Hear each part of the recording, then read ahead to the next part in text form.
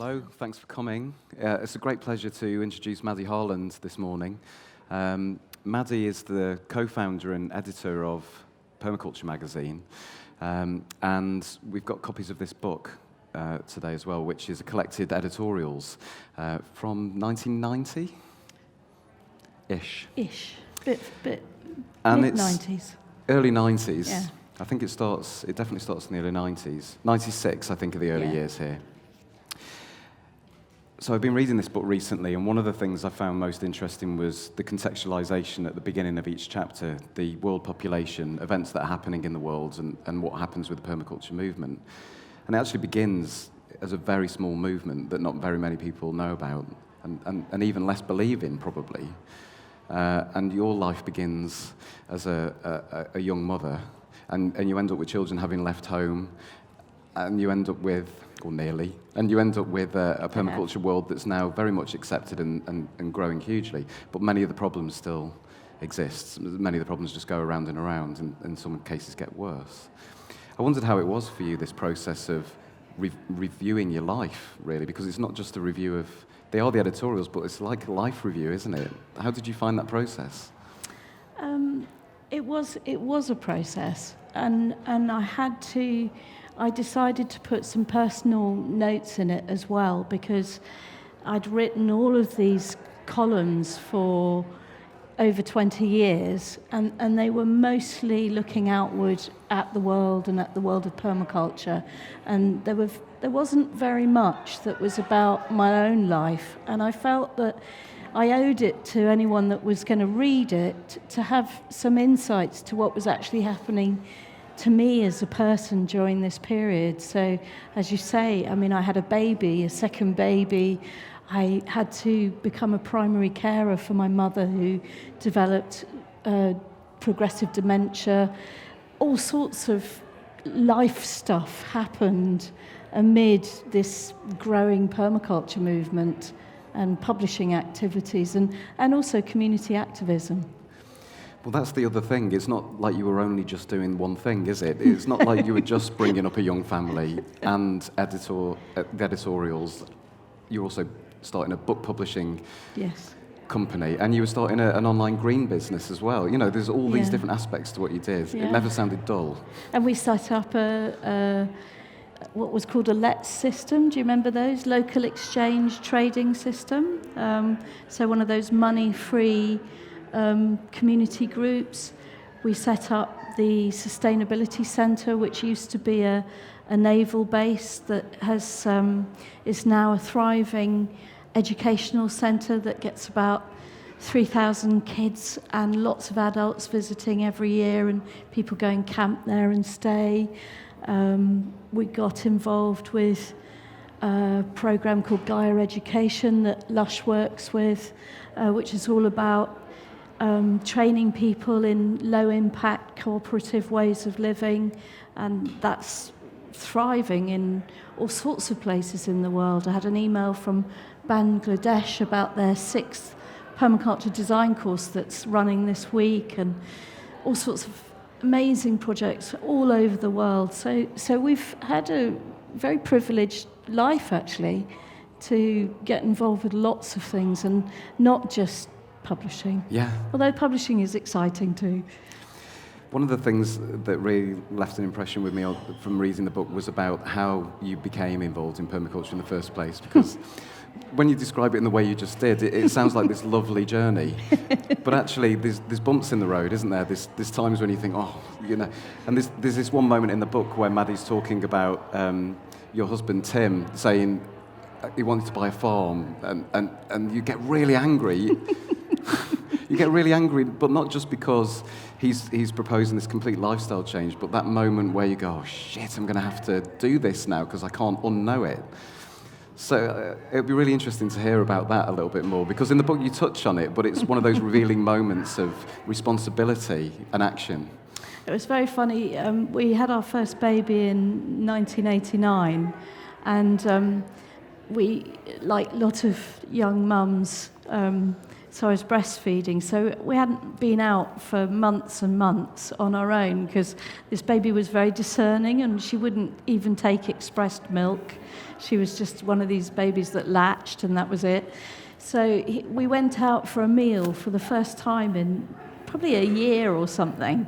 And so we were sitting there in the pub eating a meal, and he was just like yakking on about permaculture this and permaculture that, and just went on and on and on. And in the end, I just thought, oh my God, this is the first time I've actually been out in the world as a human being without a baby on my hip.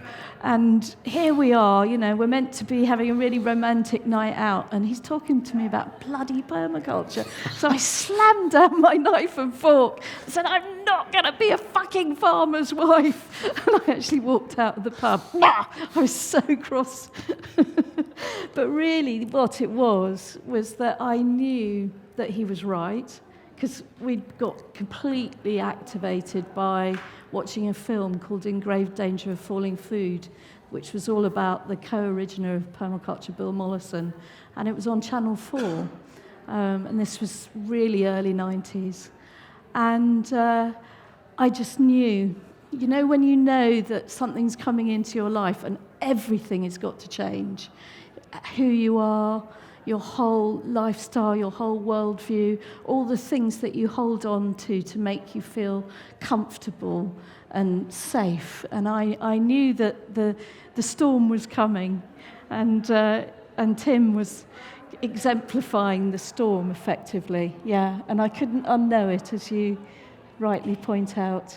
I knew I was in for a wild journey. Yeah, but then you embraced it. So once you got over the anger, you seem to use that same energy from there to actually go, come on then, let's do it. But isn't that something that we can do in life? It's like anger comes from fear. Yeah. And once we realise why we're angry and why we're engaged and why we're passionate, we can then transmute those quite aggressive, angry, frightened emotions and turn them into something really positive, and they can be really energising once we know what to do. I think one of the things that comes across very strongly is the passion. The passion that you just described there with the domestic life and what are we going to do? Huge life-changing decisions. And like you say, you just want a romantic evening out for the first time and you get a whole lifestyle change. But the other thing that comes across very strongly in there, alongside the passion, is a desire to do something, to actually make change happen. You're not just reading about it or just writing about it, you're actually creating a movement for change in there. Going back through the editorials, climate change is a huge issue at the beginning, and you talk a lot about climate change and the issue around it. And at the time, there was so many people that didn't even believe it was a thing, wasn't there? And even now, we've got people, we've got presidents denying that climate change is a real thing. But how have you found that to change in the time that you've been doing the magazine? Is it still something that really concerns you personally? Do you feel like we're making any progress with things like climate change? I think in some ways we are, because it is 96% of the world accept it. Most people in denial are a bit like the tobacco companies of yesteryear who said that tobacco didn't cause lung cancer. So, it's usually for financial reasons that people like Nigel Lawson's think tank are in denial because they're neoliberalists. So I think we have a consensus, but what we don't have is a global culture that really is able to communicate solutions and to engage ordinary people. So the problem with climate change now is that it's too abstract for people. I mean, I was in my yoga class last night and they were talking about the weather. Yeah. Now, this weather, this very wet winter with flooded roads that I drove through yesterday, was been predicted for years. Yeah. It's greater precipitation, snow, sleet, rain is one of the things about warming global temperatures in the temperate north. And yet there was no connect in my yoga class, the people I was with, between climate change and the weather. They were just grumbling that it was cold. And somehow we need to be able to communicate those issues, but not do them in such a way that ordinary people just feel totally disempowered and unable to participate in the debate or in the actions that we need to do. And I think that's what permaculture is about, really. It's about creating a framework that presents really positive solutions, and they can be activated on any level. So on the tiniest sort of little patch of life where food can grow, to whole communities. And that's why it excites me, because it is about people doing stuff. It's not just a theory. Yeah, well, the magazine is very practical in that way as well, isn't it? By design, you'll take people that want to actually learn new techniques they can apply to the ground, or social organisation, or, there's many different approaches. It's not just one, it's not just gardening, it's not just one thing. No, because not everyone wants to grow courgettes. No. Some people want to make cosmetics. Yeah, exactly. And sometimes put courgettes in them, perhaps. But they possibly do, actually.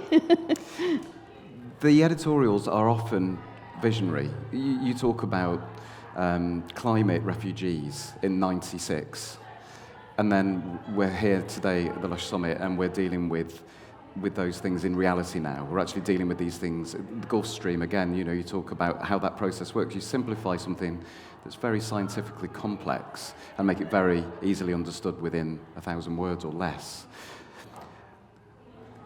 How do you do that? It's an incredibly difficult thing to do, isn't it? To be able to take these hugely complex ideas. Do you spend a lot of time planning those editorials, or are you just speaking how you feel? Sometimes they come from me reading things and talking to people and being exposed to information. But most of the time they come from a sort of intuitive connection with how natural systems work. Yeah. So the Gulf Stream is very much about salty water being heavier than fresh water. Yeah. And when you think about that, that's really logical, and that's why the Gulf Stream is this incredible planetary pump that comes out of, the Gulf of Mexico. This warm, fresh, salty water migrates north, and it hits the Arctic, which is all the melting ice water. And when it hits that ice water, it goes to the bottom, and that movement creates this cycle. So it's not really even a stream, it's a Gulf cycle, and it's on a planetary level. And that fascinates me, because that sort of macrocosmic intelligence of planet Earth, we can also see it in tiny systems, in the way that other water systems work, small terrestrial water systems, or how weather works on land, wind systems, and microclimates and so forth. Nature's never still, it's always cycling. So I suppose I spend a lot of time, watching things, patterns in the natural landscape, and that then gets me to think of the sort of larger terrestrial patterns. And there is a logic to it. Once you know that the Earth is an animate being, and that it has a more than human, vastly more than human intelligence, and once we start to study that, then those mysteries can be understood in more simple ways. Again, you seem to map this often in the magazine. You seem to, that's the basis for things, isn't it? That we have an animate Earth, and we have these fertile edges between one and another type of existence, whether it's human interaction or whether it's actually looking at the ecology of the planet. It seems very, very well planned, the way in which you do that. Each magazine, it must be quite a work of art to get that balance to fit, because you never seem to go too far in one direction. And, is it very difficult? Do you find, is it quite a job to do every month to get that balance right? Or whatever issue? It is an organic process. So you were talking to me about Lush being quite an organic company. Yeah. So how the magazine comes together, obviously we look at our content and we say, oh, we haven't got enough of this subject. We ought to go and talk to so-and-so and get some more information or get an article. So it has to have a sort of balance, but how we achieve that balance is quite organic. And then if something really deeply, deeply fascinates us, or we think, gosh, this is not enough in 1,500 words, then we start looking at books or YouTubes or other forms of media outside that the magazine is a bit like a sort of little nugget that you enjoy, but if you want the full meal, you have to go deeper into a different type of media. Yeah. So is this where the book publishing started from that point? Yes, because back in the early 90s, there were no books about permaculture written that weren't coming out of Australia. So the sun was in the wrong place at different times of the year, and the seasons were completely the opposite. And then we had, all these mysterious taggarties and slaughtering of steer, and it was a very farmy-based, cattle-orientated kind of permaculture system at that time. And we saw an opportunity for exploring the urban edges, permaculture for people who don't own land and don't have access to land. What do we do on a community level? Permaculture in small black backyards, because most people don't own large holdings in the UK. It's very difficult for us to get our hands on land. And then other ideas about access to land. And then, of course, what is now called social permaculture, which again is beginning to evolve into something called cultural emergence, which is about how we can embody change and identify a set of tools and then plot our personal lives and our interaction in our community as activists into actually changing the culture we're in. And that's as much about farming and gardening and economic systems as it's about social systems and human rights and gender equality, etc. So it's a broader canvas. Mm. One of the things I love most about it is that it's never passive either. Although they are books and magazines, as far as they can possibly be, they're always a call to action. There's always this is what you can do. Yes. Like you say, at any level, you might not own land at all, but there are still things that you can apply from permaculture principles in your own life. And here's how. Yeah. So each step that you take the reader on is allowing them to make a decision, allowing them to make a choice that they might not have known about before, perhaps. The other thing that I really love is the natural systems thinking. There's this chapter here that I kept returning to, which is about the geese. Yeah. And how you'll look at another species or you'll look at another natural pattern and you'll think, right, I can apply that to the way in which I look at team development or organisational structure. Has that always been a fascination? Did that come before permaculture? Yes, because when I left university, I could have done a master's, but I kind of wanted to escape theory.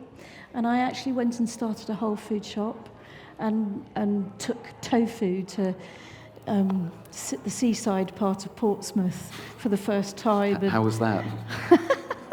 One man once came into the shop and asked me for budgie seed, but apart from that, it was really good. It was really good. It was the first time that you could go and buy, it was all bought in massive sacks and packaged in biodegradable packaging. This was about 1981. Yeah. So it was all quite cutting edge in those days, and lots of liquid soaps and stuff. The very first generation of those kind of natural cosmetics that used to go a bit off if you didn't sell them fast enough.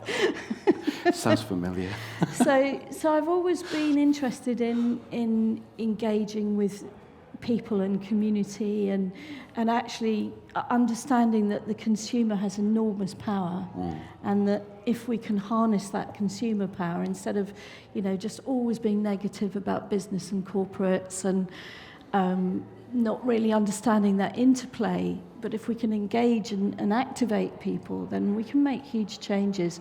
But people need solutions, and if we are always just telling narratives about problems without any solutions, there's an imbalance. Yeah. So I always say that permaculture is a bit like a sort of natural form of Prozac.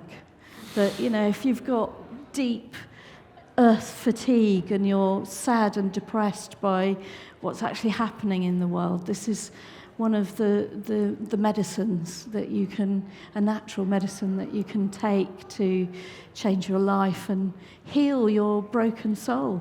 And I think that actually comes from my own broken soul. Really? Yeah. Before any of these other things? I still cry. Yeah. I still grieve about, you know, particularly when we get to these climate negotiation talks. Yeah. And nothing happens year on year. You know, it makes me very sad. Yeah. Because I know that time's running out. Well, but at the same time, you can't give in to it. So that's one part of me, which is, you know, the dark side. We all have our shadows. So that's part of my shadow. Yeah. And then I have this very positive, solution, passionate other persona that's, you know, it's like the story of the two wolves. Yeah. Which do you feed? So I feed the light, proactive, positive Maddy. Yeah. Not the depressive. You choose to leave us with that as well, because each editorial, it's almost that the story arc is the dark wolf at the beginning, and you know, you start off with a problem. It's weapons of mass destruction, or it's having to destroy cattle because of diseases caused by overfeeding antibiotics. You know, it starts quite dark often.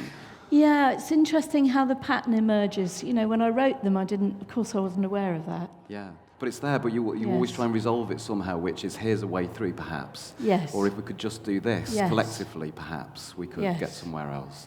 Yes. So you seem to always have that hope in mind. I think we have to have that thing called active hope, that although we're deeply aware of the problems of the world, we do have solutions, and we have to hold that.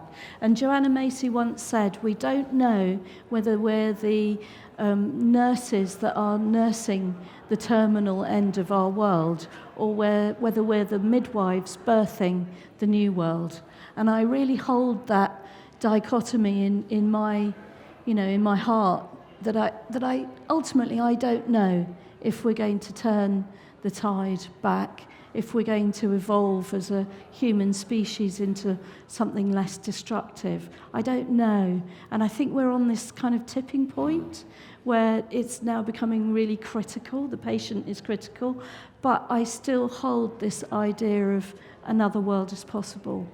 And I do see such incredible evidence for that. You know, permaculture is no longer a theory.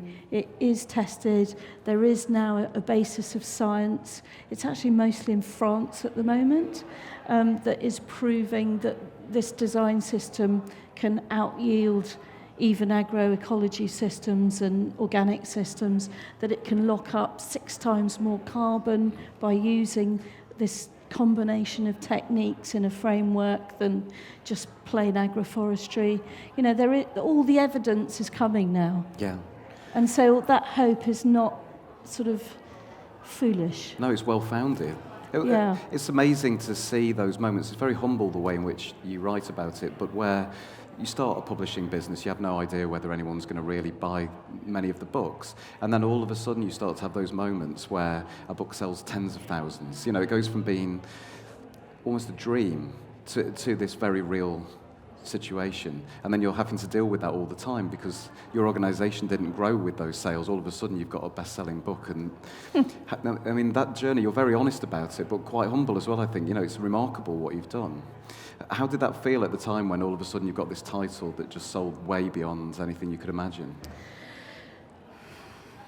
I mean, there have been some really exciting times, but we don't always publish books that we know are going to be bestsellers. So for every fantastic book that we publish that has been, you know, like The Woodland House by Ben Law when Channel 4 ran his Grand Grand Design. Designs, endlessly. That was really exciting. The Earth Care Manual was by Patrick Whitefield was such a definitive book on temperate permaculture design, and this year it's No Dig Organic. Yeah. I get the title right. Home and Garden, that's it, by Charles Dowding and Steph Hafferty. So there are a number, but then we publish other books that are much less known about, but I feel they're really, really important. So, we've done books about living without money called the Moneyless Manifesto, and that did fairly well, but it hasn't been, in the Daily Mail. Yeah. It's fairly niche. And we're just about to publish a book called The Visionary Spirit. And this is actually looking at the way we as human beings use archetypes and can actually work through our own personal psychology and our collective psychology to evolve our vision. So it's quite a process-orientated psychology book, and it won't sell tens of thousands of copies, or freakily it might, but I doubt it will, although I shouldn't put limits on it. But it's a very beautiful book because it is like a pathway of hope. Yeah. In all that's happening at the moment. Yeah. And particularly with mental health being such a really of the moment recognised issue in society. It's written by a psychotherapist who actually had his own spiritual emergency and had a massive breakdown. And in a way, it's a story of himself and his clients and all of his observations to repiece a human being together and to flower as a human being. Yeah. Well, it's, again, an incredibly important topic, and it just shows the breadth of the publishing and the breadth of what we're talking about here. It couldn't be further away, in a way, from, how you can plot a garden. And, sure. It's very, very different enterprise. People don't necessarily realise that always with permaculture. No, I suppose I'm a bit eclectic as an editor, but I'm interested in culture, permanent culture, and what are the... what aspects do we need in our cultures to make them more stable and more compassionate and more permanent and less ephemeral and destructive? So for me, the wider vision of permaculture is not just about sort of the permanency of our land use and our agriculture. It's about culture and our spirits as well. So, what are your hopes at the moment for the next few years? Where are you going with things? You've obviously reached a point where you've got this book publishing company, the magazine. It's going from strength to strength. Again, you can see the reader numbers. It's a remarkable journey. Do you feel, you said in this very month's issue, that you feel like you're right on the edge of a tipping point in a positive way of acceptance? Do you think that's coming? How do you feel? Well, I've just been formally invited by the Commonwealth, which isn't what we think it is in terms of a sort of British Empire thing. It's actually this collection of 52 nations and a third of the world's population. And they've asked me to come and advise on their climate. It's not even climate adaptation, it's actually climate solution programme, which is going to be launched at their head of government's meeting in London in April, and it's called Common Earth. Yeah. And I think, and I'm not the only permaculturist. That I'm one of there's some eminent permies there. So it's accepted though. Yes. I think slowly but surely there is a recognition. I was talking to George Monbiot in early January, and Michael Gove had actually come and said to him, what do I need to research? What does the Secretary, the Department of the Environment need to research? And Monbiot said, you've got to look into permaculture, because the French are getting these research results that are through an agricultural research body, but also through a university. And I think it's just beginning to become apparent that there is something here. It's not just systems thinking for the sake of it. It does feel by the end of the book that it's not marginal anymore. It is on the edge, but it's not marginal. It's accepted in. I think it was one of these editorials in the magazine I read about. It was Gardener's World or someone like that that completely dismissed, at one point, permaculture. Yes. And yet now, in the last year, they'll do pieces about no dig. Totally. I mean, we've done 3 BBC programmes. We've done one with Monty Don that was reshown a couple of weeks ago. We did another one with Alan Titchmarsh, who actually said permaculture gardening is the future because it embraces, it heightens biodiversity as well as having yields, and it can be very beautiful. And we did one years ago about forest gardening with Alice Fowler. Yeah. So they are there listening. Yeah. So you've actually, in a way, you're starting to join, but from the inside out, you're changing things. We've always tried to be, there's this whole thing about permaculture being revolution by stealth, that, instead of guns, we have flowers. I mean, it's quite a hippie thing, really, if you remember the 60s and the hippies putting flowers into the barrels of the state police. And there's always been that element there of revolution, but through community activity, through perma-blitzing, through building stuff together. So, yes, it is a little bit frustrating still, though. Yeah, I have to say. But that drives you. It definitely drives you through the editorials. Well, you need your edge, don't you? If it was all cosy and we were just raking in the money and selling lots of books and it was easy, I'd probably get bored. Yeah, you'd probably just have to change what you do again. I have to tell you, it's not easy. I mean, publishing is really tough, and it requires a constant adaptation and creativity to cope with, the changing environment and the technology. And some of the larger companies that are sucking up all the local shops and, all our high streets, the unnameable e-commerce giants that we all use. Yeah. That's what's so awful about it. Yeah, but again, you're offering alternatives, so you're offering other ways in which people can... Yes. Not just consume, but lifestyle choices generally. It's the option, isn't it? And the option of choice. Yes. If you're not presented with it, what can we do? So that again, that's what you keep doing again and again and again with these editorials. Is point something out and give an option. Do we have any questions from the audience? We've only got a few minutes left. I wondered if anyone's got any questions that they'd like to ask before we conclude. Oh, we got one here.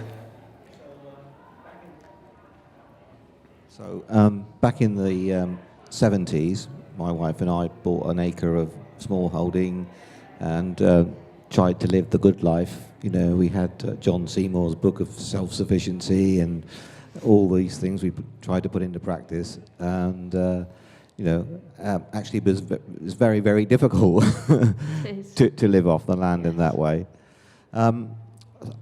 I don't know much about your work. I've only just come into this talk, but so permaculture, you're saying, is more than growing plants next to each other and all of that. It's a sort of a whole lifestyle thing.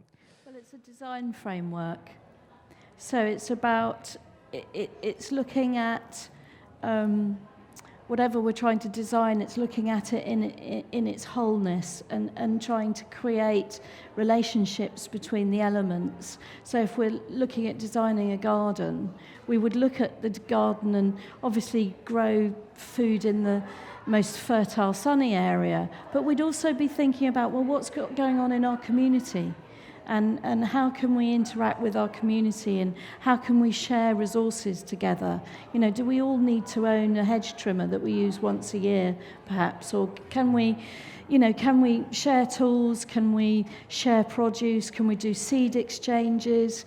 Can we exchange information? Can we interact on a wider level? So it's not about self-sufficiency, which, as you observe, is really, really hard. I mean, I love John Seymour's work, but there's a kind of rose-tinted glasses to that ideal of the little small holding and the nuclear family. And actually that's inaccessible for most people. And farming is lonely. and hard work in all weathers, as you well know. So this is more about self-reliance. It's about disconnecting from parts of the consumer society that you don't want to engage in by choice, and having alternatives, and designing it in a very thoughtful way. And there's all sorts of, there are 3 ethics and there's a set of principles which help guide that process. So it is a framework, and it's positive, but it's about self-reliance and becoming more independent, but more connected as well, in community, and with, dare I say it, our tribe. I mean, Lush is a tribe, isn't it? It's a movement in itself, and it's great the way, as an organism, it shares these ideas out into the world through the people that work in different levels of Lush and do different things, and then talk to customers as well and other people. So it's that kind of sort of organism that's about creating something strong and self-reliant. Yeah, includes a garden. It does for me. Yeah. That's where a lot of that, we were talking about observing natural systems. Yeah. That's where I spend my time when Yeah. I'm not in front of a computer. Yeah, well, this is the other practical side of things. Always, throughout all of this, there's always your own practice. Yes. It's never just, we've done it. It's a practice. We're learning as we go. Yeah. So, yeah. Well, you can't teach meditation unless you meditate. No, exactly. And you can't do permaculture unless you really do it. Unless you really practice You it. certainly can't publish. No. Because you wouldn't know what you were talking about. Well, it's as much the life. That's what Yeah. comes through very clearly in here. It's a life. It's not a lifestyle. No. It's actually a life choice. Yes, it is. Well, I think time's against us to continue this, but you're going to be around for the rest of the day. Yes. I highly recommend the book. If you want to find out what Maddy's been doing since 1996, the book explains in thorough detail what's going on, and it's a really great read. It's very entertaining as well, I have to say. Oh, good. And Permaculture Magazine, we have copies here, but Permaculture Magazine we make available as well. So, Yes. again, if you want to take copies away, take copies Yes, away. please do. And I think do. you're always happy for people to get in touch and get involved. Oh, totally. And I meet all sorts of people, and we like to be a hub and Yeah. help people get involved on the level that they want to. Yeah, so it's about community and getting involved, Very not much just so. consuming. It's not at all Exactly. that. Yeah, so please do. So thanks for coming, everybody, and thank you so much, Maddy. Thanks.